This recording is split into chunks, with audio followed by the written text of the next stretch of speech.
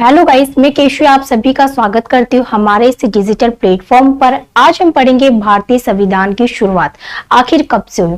चलिए सबसे पहले हम उस समय की परिस्थितियों को देख लेते हैं। हम जानते हैं कि भारत में ईस्ट इंडिया कंपनी भारत में व्यापार करने के उद्देश्य से आती है, पर धीरे धीरे अपने हितों के लिए वो क्या करती है, भारत की शक्तियों को धीरे धीरे परास्त करती है।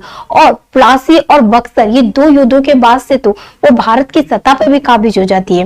पर ईस्ट इंडिया जो कंपनी है वो भारत की सत्ता पे जो काबिज हो जाती है, तब जब ब्रिटेन को इस बात के बारे में पता चलता है कि हमारी एक कंपनी ने भारत पे एक बहुत बड़े भूभाग को जीता है, तो उस पर वो कंट्रोल करने के लिए कई सारे चार्टर्ड एक्ट लेकर आती है।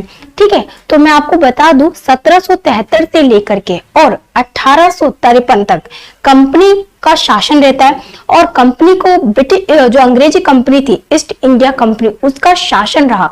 और उस पर कंट्रोल करने के लिए जो ब्रिटिश सत्ता जो कानून लेकर आई उसे चार्टर्ड एक्ट कहते हैं। फिर 1857 की क्रांति हुई और 1857 की क्रांति के बाद जो कंपनी थी ईस्ट इंडिया कंपनी, उसके शासन को समाप्त कर दिया गया और ब्रिटिश सत्ता खुद भारत की सत्ता पे काबिज हो गई। और फिर इसके बाद से जो कानून लेकर आई प्रशासन हेतु, उसे हम अधिनियम कहते हैं। तो आज हम पढ़ेंगे आखिर भारतीय संविधान की शुरुआत के अंतर्गत कौन कौन से चार्टर्ड एक्ट इंपॉर्टेंट है और कौन कौन से अधिनियम है। ठीक है, तो आज हम पढ़ेंगे जब कंपनी के शासन, भारत पर कंपनी का शासन था और कंपनी को कंट्रोल करने के लिए जो ब्रिटिश सत्ता थी वो जो जो चार्टर्ड एक्ट लेकर आई। तो चलिए शुरुआत करते हैं। इस श्रृंखला में सबसे पहला एक्ट है रेगुलेट एक्ट, जो कब आया था 1773 को। ठीक है, प्लासी और बक्सर ये दो युद्ध हो चुका है, भारत पर ब्रिटिश कंपनी का शासन हो चुका है। ऐसे में ब्रिटिश कंपनी को कंट्रोल करने के लिए जो पहला जो कानून लेकर आई थी ब्रिटिश सत्ता, उसे कहते हैं रेगुलेटिंग एक्ट, जो 1773 में आया। ये संविधान के विकास का प्रारंभिक चरण माना जाता है। इसकी विशेषता क्या है, मैं आपको सिर्फ एक स्टोरी के रूप में क्रिएट करूंगी, आपको इसको ध्यान से समझना है। संविधान के विकास का प्रारंभिक चरण माना जाता है। सत्ता का केंद्रीकृत किया गया, सत्ता का केंद्रीकरण किया गया यानी कैसे, देखिए वो ये था, आपको मैं गवर्नर हुआ ये था कि जब प्लासी और बक्सर का जब युद्ध हो गया था, प्लासी का 1757 में और बक्सर का जो था वो 1764 में हो चुका था। 1764 से पर पता अंग्रेजी कंपनी का शासन हो चुका है। अब पर ये एक्ट कब आ रहा है, 1773 के अंतर्गत, यानी 1764 से लेकर 1773 तक जो शासन किया अंग्रेजी कंपनी ने, तो उस समय रॉबर्ट क्लाइव का शासन मानते थे। उस समय के पदनाम को कहते थे गवर्नर। क्या कहते थे, गवर्नर कहते थे। अब क्या किया कि इस एक्ट के तहत अब जो पदनाम उसको चेंज कर दिया गया। अब क्या कर दिया गया, गवर्नर जनरल। तो आपको याद रखना है कि रॉबर्ट क्लाइव गवर्नर था, प्रथम गवर्नर था। ठीक है, और ये जो एक्ट आया था तो गवर्नर, उस समय जो गवर्नर था वॉरेन हेस्टिंग था और उसे ही गवर्नर जनरल का पदनाम दे दिया गया। यानी प्रथम गवर्नर जनरल कौन था, वॉरेन हेस्टिंग था। ठीक है, तो अब यहाँ पे देखिए सत्ता का केंद्रीकरण किया गया। पहले मैप देखिए एक बार भारत का, ये भारत है।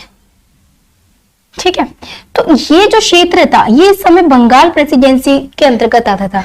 आज का बांग्लादेश, पश्चिमी बंगाल, बिहार, झारखंड और उड़ीसा, ये जो क्षेत्र थे उस समय उसे बंगाल प्रेसिडेंसी कहा जाता था।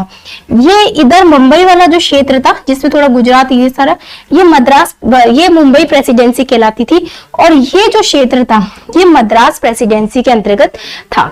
ठीक है, अब यहाँ पे क्या किया, सत्ता का केंद्रीकृत किया गया, यानी कि अब बंगाल प्रेसिडेंसी के अधीन मुंबई और ये जो मद्रास प्रेसिडेंसी थी इसको भी कर दिया गया। यानी कि होता है ना कि अभी हमारे जो प्रधानमंत्री, जैसे हमारे यहाँ पे सभी स्टेट है, सभी स्टेट के ऊपर एक केंद्र शासन है, केंद्र का शासन। जैसे मोदी, हर राज्यों के अंदर अपनी अपनी सरकारें हैं, पर इन सभी पर कंट्रोल करने के लिए एक केंद्र की सरकार है। तो उसी तरीके से इन सभी जो ये तीन प्रेसिडेंसिया जो बड़े क्षेत्र थे अंग्रेजी कंपनी ने जीते थे, तो अब क्या किया गया, बंगाल प्रेसिडेंसी के अंतर्गत है ना मुंबई और मद्रास प्रेसिडेंसी को भी कर दिया गया। इसे कहते हैं सत्ता का केंद्रीकरण। समझ में आ गया सत्ता का केंद्रीकरण क्या होता है, मतलब छोटी छोटी शक्तियों पर एक बड़ी शक्ति को स्थापित कर देना ही सत्ता का केंद्रीकरण कहलाता है। तो ये इस एक्ट के तहत किया गया। यहाँ पे आप देखेंगे कि इस समय तक अंग्रेजों की जो नीति है वो ज्यादा से ज्यादा केंद्रीकृत करने की है। ठीक है, बंगाल के गवर्नर का पदनाम गवर्नर जनरल किया गया। मैंने आपको बताया था कि प्लासी और बक्सर का युद्ध हो चुका है, अंग्रेज भारत पर अब अपना प्रशासन कर रहे हैं। यह एक्ट तो काफी टाइम बाद आया, तो उस समय तक का कौन था? गवर्नर रॉबर्ट क्लाइव था। फिर जब ये एक्ट आया था तो उस समय गवर्नर था वॉरेन हेस्टिंग, पर अब वॉरेन हेस्टिंग का नाम चेंज करके, उसका पद नाम का चेंज करके गवर्नर जनरल कर दिया गया। तो वॉरेन हेस्टिंग पहले वो भी थे, क्या कहते हैं, गवर्नर जनरल थे वॉरेन हेस्टिंग। ये नाम याद रखना। देखिए, रटो मत की गवर्नर कौन था, गवर्नर जनरल कौन था, ऐसा रखना नहीं, स्टोरी क्रिएट करनी। क्या हुआ था? पहले रॉबर्ट क्लाइव बना, गवर्नर था, फिर ये आ गया एक्ट, फिर इसमें नाम चेंज कर दिया, तो वॉरेन हेस्टिंग था इस समय गवर्नर, वही अब गवर्नर जनरल बन गया। ठीक है, गवर्नर जनरल की कार्यकारिणी परिषद का गठन। अब यहाँ पे जो शासन है वो किसके हाथों में आ गया है? कंपनी के हाथों में आ गया है। तो अब कंपनी शासन करने के लिए चलो गवर्नर होगा, उसकी मदद करने के लिए भी तो कोई होना चाहिए। तो बनाया गया कार्यकारिणी परिषद, गवर्नर जनरल की कार्यकारी परिषद बनाया गया। इसके अंदर 4 मेंबर थे। ठीक है, इसके अंदर 4 मेंबर्स, कितने मेंबर थे? 4 मेंबर। गवर्नर जनरल की कार्यकारिणी परिषद में 4 मेंबर्स थे। 1976 में कलकत्ता में फोर्ट विलियम एपेक्स न्यायालय के रूप में सुप्रीम कोर्ट की स्थापना की गई।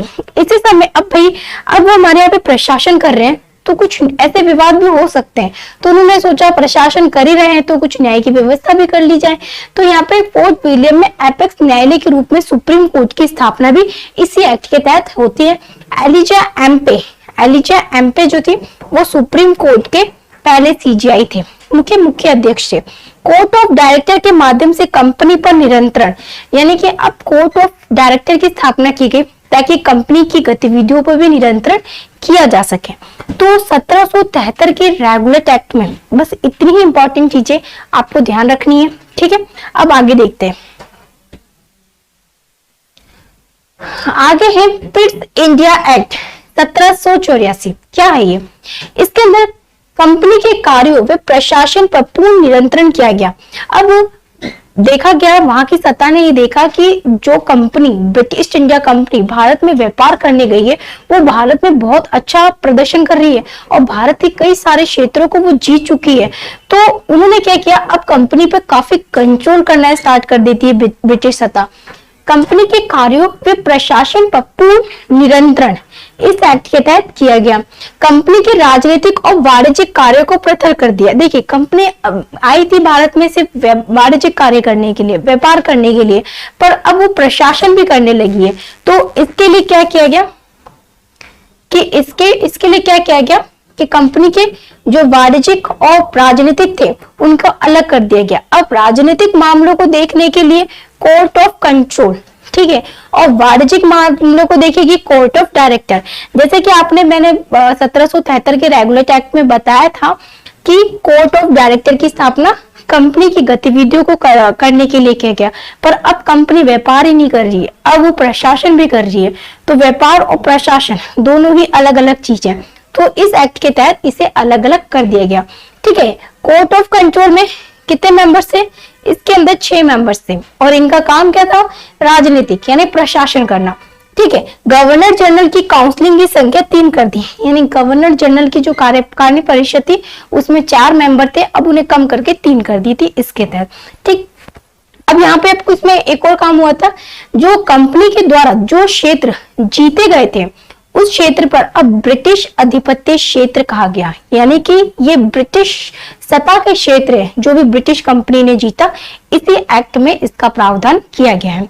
आगे चलिए, 1786 का चार्टर्ड एक्ट।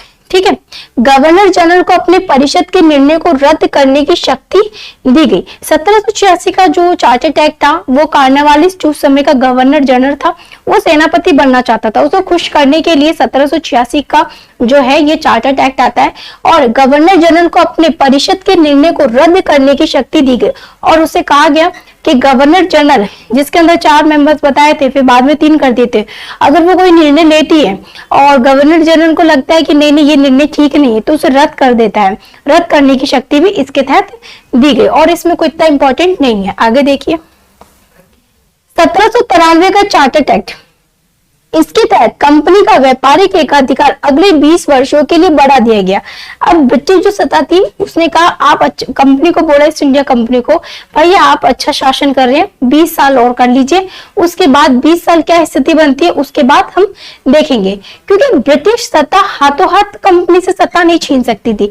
वो धीरे धीरे धीरे कंपनी के थ्रू वहां की परिस्थितियों को समझना चाहती थी और फिर जब वो कंपनी वहां की सारी परिस्थितियों को समझ लेती तब वो सारा दोष कंपनी पर मढ़कर वहां की सत्ता पे काबिज होना चाहती थी।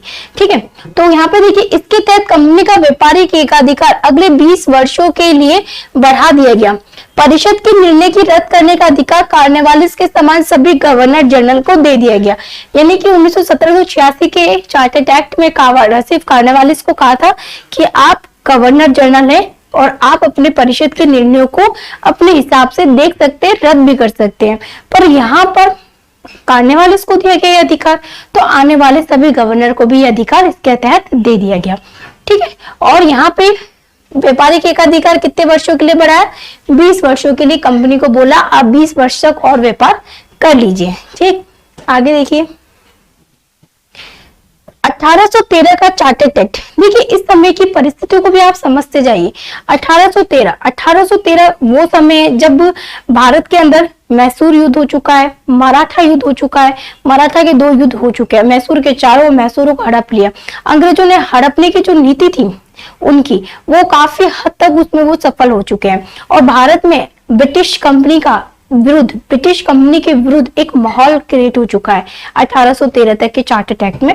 अब इसमें इस आधार पर उन्होंने क्या प्रावधान किया है वहां की सत्ता ने, क्योंकि वहां की सत्ता ये बहुत अच्छी तरीके से जानती थी कि कभी भी जिस तरीके से ब्रिटिश कंपनी वहां पे जिस तरीके से कार्य कर रही है, वो जिस तरीके से हड़प रही है वहां की हर चीजों को, ऐसे में कभी भी ब्रिटिश कंपनी का विरोध हो सकता है। वहां की जो जनता है वो कभी भी ब्रिटिश कंपनी को उखाड़ फेंक सकती है। तो ये सत्ता वहां पे बहुत अच्छी तरीके से जानती थी। अब इसलिए उन्होंने क्या किया, इधर देखिए, ब्रिटिश कंपनी का व्यापारिक एकाधिकार आंशिक समाप्त कर दिया। यानी कि अब बोला कि आप व्यापार को कम करके ज्यादा से ज्यादा प्रशासन पे ध्यान दीजिए, क्योंकि वो चाहते थे कि ब्रिटिश सत्ता जो है भारत की हर चीज को बहुत अच्छी तरीके से समझ ले ताकि वो यहाँ पे शासन कर सके। ठीक है, तो उन्होंने इसीलिए पहले भारत की सत्ता पे काबिज नहीं हुए, नहीं तो वो चाहते तो पहले हो जाते, पर वो भारत अभी ब्रिटिश सत्ता अपने दूर रह करके ब्रिटिश कंपनी को आगे करके उसके थ्रू वहां की सत्ता को पहले भारत की शासन प्रशासन यहाँ की हर चीजों को समझने की कोशिश कर रही है।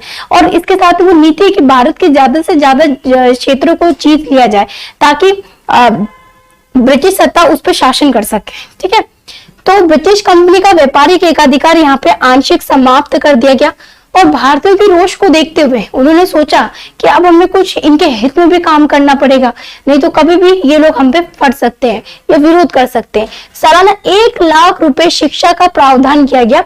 ईसाई मशीनरी को लाइसेंस भारत में धर्म प्रचार हेतु, यानी इसी एक्ट के तहत जो भी ईसाई मशीनरी थे उन्हें बोला गया आइए और भारत में धर्म का प्रचार कीजिए।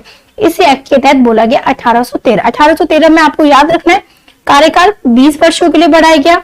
पहली बार शिक्षा के लिए प्रावधान किया गया और ईसाई मशीनरियों को लाइसेंस इसी एक्ट के तहत दिया गया। आगे चलिए 1833 का चार्टर्ड एक्ट, इसमें क्या था? इसके अंदर था भारत की सत्ता का केंद्रीकरण किया गया, यानी कि वापस से अंग्रेजों ने क्या किया, भारत की सत्ता को केंद्रीकृत करने का प्रयास किया। पहले क्या था, 1773 के रेगुलेट एक्ट में जो बंगाल का गवर्नर जनरल था उसी के अंदर मुंबई और मद्रास के गवर्नर जनरल को भी कर दिया था। ये सत्ता का केंद्रीकृत हुआ। अब यहाँ पे किस तरीके से कर रहे हैं, यानी कि अब इसने क्या किया, बंगाल के गवर्नर जनरल को भारत का गवर्नर जनरल बना दिया गया। यानी कि बंगाल का जो गवर्नर जनरल था अब उसे जो भी ब्रिटिश क्षेत्र थे जो कि ब्रिटिश कंपनी ने जीते थे उन सभी क्षेत्रों का उन्होंने क्या किया, उस पूरे भारत का गवर्नर जनरल बना दिया गया।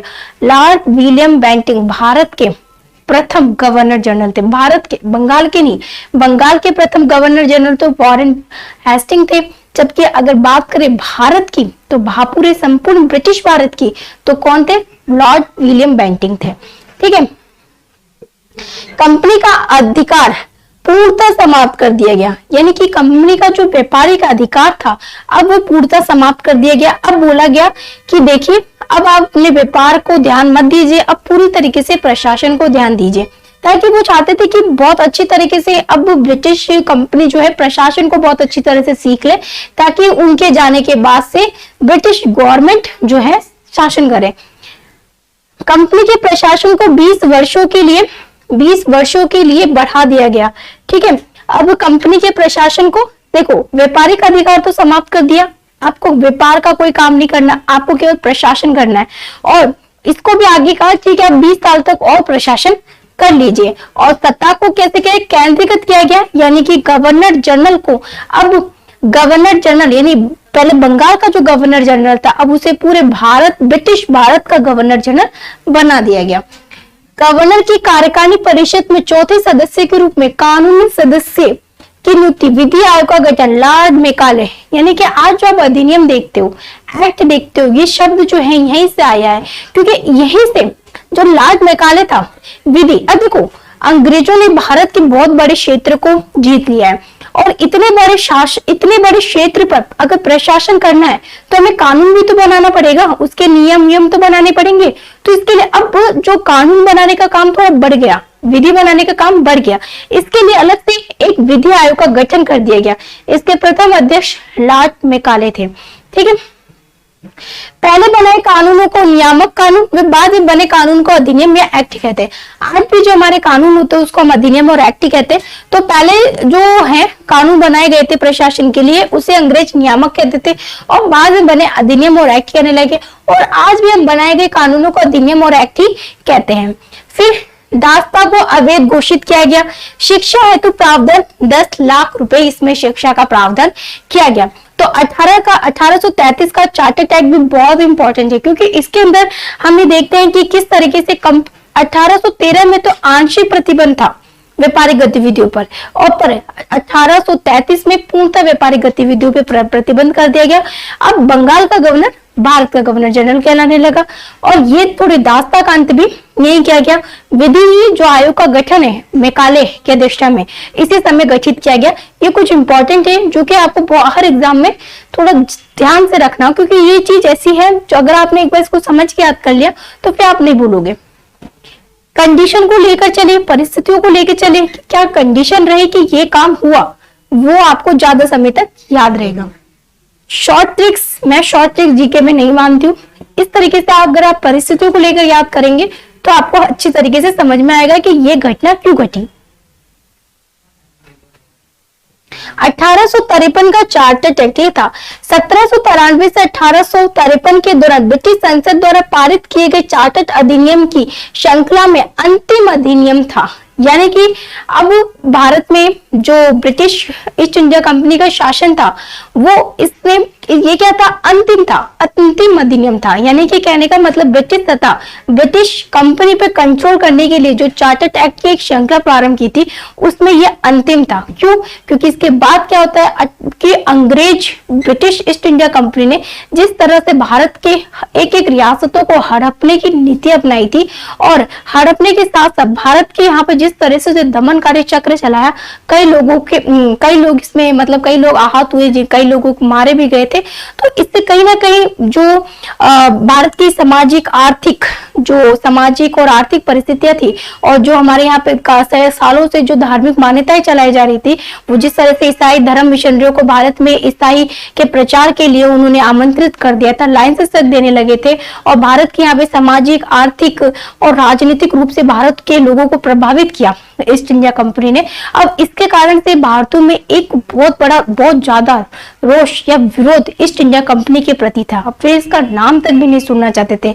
ब्रिटिश सत्ता इस सब चीजों को भाप चुकी थी, और उन्होंने यहाँ पर कंपनी की शासन की समाप्ति की घोषणा कर दी, क्योंकि वो जानते थे कि अब हम लोगों ने अगर कंपनी की, देखो ईस्ट इंडिया कंपनी इतनी चालाक थी कि वो जानती थी कि हाथों हाथ की ईस्ट इंडिया कंपनी ने कोई क्षेत्र जीता उसे हम हाथों हाथ अपने अंतर्गत नहीं ला सकते। धीरे धीरे वो कंपनी से एक एक चीज छीनती गई और उसे अपने हाथों में लेती गई। अब उसने कंपनी के द्वारा अपने सारे काम पूरे करवाए, सभी क्षेत्रों को विजिट भी करवाया, ये ताकि बाद में वो अच्छा बन करके कंपनी को हटा के खुद अच्छा बन करके आए, भारत में प्रशासन करे। तो ये कंपनी की, ये ईस्ट इंडिया कंपनी, सॉरी कह सकते हैं कि भारतीय ब्रिटिश सत्ता की एक चाल थी, हो सकती है। तो देखिए आप 1793 से 1853 के दौरान ईस्ट इंडिया ब्रिटिश संसद द्वारा पारित किए गए चार्टर अधिनियम की श्रृंखला में यह अंतिम अधिनियम था। इसके बाद से जो भी आए वो सब चार्टर एक्ट में होकर के अधिनियम आए। क्यों? क्योंकि 1857 की क्रांति होती है और क्रांति के बाद से भारत पर ईस्ट इंडिया कंपनी यानी अंग्रेजों कंपनी का शासन न होकर के अब ब्रिटिश सत्ता स्वयं भारत में शासन करती है। पहली बार गवर्नर जनरल की परिषद के विधायी एवं प्रशासनिक कार्यों को अलग कर दिया गया। यानी कि अब पहले तो क्या कर रहे थे, व्यापारिक और प्रशासनिक कार्यों को अलग अलग कर रहे थे। अब यहाँ पे क्या कर दिया, कानून कोई और बनाएगा, प्रशासन कोई और करेगा। यानी कि विधायक और प्रशासनिक कार्यों को अलग कर दिया गया। आज भी हमारे यहाँ पे अलग ऐसे होता है, संसद कानून बनाती है, जबकि उस कानून के हिसाब से प्रशासन जो कार्यपालिका होती है, जिसमें प्रधानमंत्री, मुख्यमंत्री हो सकते हैं, या फिर इन दोनों की जो मंत्री परिषद होती है उसके द्वारा जो है प्रशासन किया जाता है। विधायिका का कानून कौन बनाता है, संसद, और विधान राज्यों के अंदर विधानमंडल बनाती है। ठीक है। भारतीयों के लिए खुली प्रतियोगिता का प्रारंभ भी इसी एक्ट के तहत किया गया। यानी कि अब प्रशासन में भारतीयों को भी शामिल करने के लिए गवर्नमेंट का जैसे एग्जाम होता है ना, वो यहीं से शुरुआत होती है और कंपनी के शासन की समाप्ति की घोषणा कर दी जाती है। ठीक है, ये डलहौजी के टाइम में आया था। इसके बाद देखते डलहौजी ने हड़पने की जो नीति बनाई थी और उसके बाद से कंपनी का रवैया रहा इस दौरान, इसके कारण से जो हमारे उस समय के जो भारतीय लोग थे उनमें एक रोष उत्पन्न हुआ और 1857 की क्रांति हुई और इस क्रांति के बाद से ब्रिटिश सत्ता ने भारत का प्रशासन अपने हाथों में ले लिया और कंपनी के प्रशासन को समाप्त कर दिया। तो आज हमने जो महत्वपूर्ण चार्टर एक्ट थे उन्हें देख लिया। कल की क्लास में हम जो है महत्वपूर्ण अधिनियमों को पढ़ेंगे, फिर रिपोर्ट्स को पढ़ेंगे और उसके बाद से हम अपने भारतीय संविधान की शुरुआत की श्रृंखला में आगे बढ़ेंगे। आज की क्लास को मैं यहीं समाप्त करती हूँ। धन्यवाद।